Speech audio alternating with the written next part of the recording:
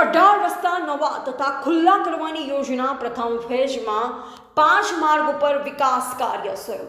ભુજ શહેરમાં ટ્રાફિક વ્યવસ્થામાં સુધારો અને શહેરના સર્વાંગી વિકાસ માટે 18 રસ્તા નવા તેમજ ખુલ્લા કરવાની યોજના અમલમાં મુકાઈ છે.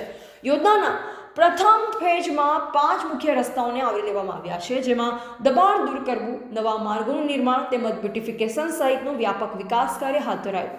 આ 5 રસ્તાઓ પર વેન્ડિંગ ઝોન અને નો વેન્ડિંગ ઝોન અલગથી નિર્ધારિત કરાશે, જેથી ટ્રાફિકમાં અવરોધ ન સર્જાય. લારી ધારકો માટે નગરપાલિકાની મંજૂરીથી ફિક્સ જગ્યા ફાળવવામાં આવશે. સાથે પે એન્ડ પાર્કિંગ માટે યોગ્ય સ્થળોની ઓળખ કરવામાં આવી છે, જેથી વાહન ચાલકોને સુવિધા મળી રહે અને શહેરની વ્યવસ્થા વધુ સુવ્યવસ્થિત બને. ગુજરાત સરકાર દ્વારા હમણાં જ RNB ને જે સોંપેલા 18 રોડ છે એના માટેનું કામ શરૂ કર્યું છે. તો આ રોડ બને છે તો એની સાથે સાથે રોડ ખુલ્લા થાય, માર્ગ પહોળા બને. જે આજુબાજુના માર્જિનમાં અત્યાર સુધીમાં દબાણો થયેલા છે એ બધા જ દબાણો દૂર કરવામાં આવે એના માટેની આખી કમિટી છે અને એ લોકો અત્યારે કામ કરી રહ્યા છે.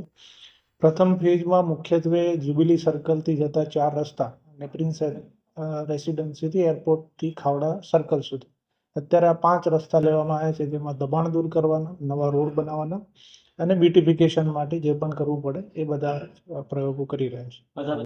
મુખ્ય આ 5 રસ્તાઓ પર અત્યારે જે આપણે કામ કરી રહ્યા છીએ એમાં વેન્ડિંગ ઝોન અને નો વેન્ડિંગ ઝોન બંને રાખીએ છીએ. દરેક રોડ પર એક ફિક્સ જગ્યા કરી દેવામાં આવશે જ્યાં લારીવાળા નગરપાલિકાની મંજૂરીથી અને એમની સર્ટિફિકેટથી ધંધો કરી શકશે.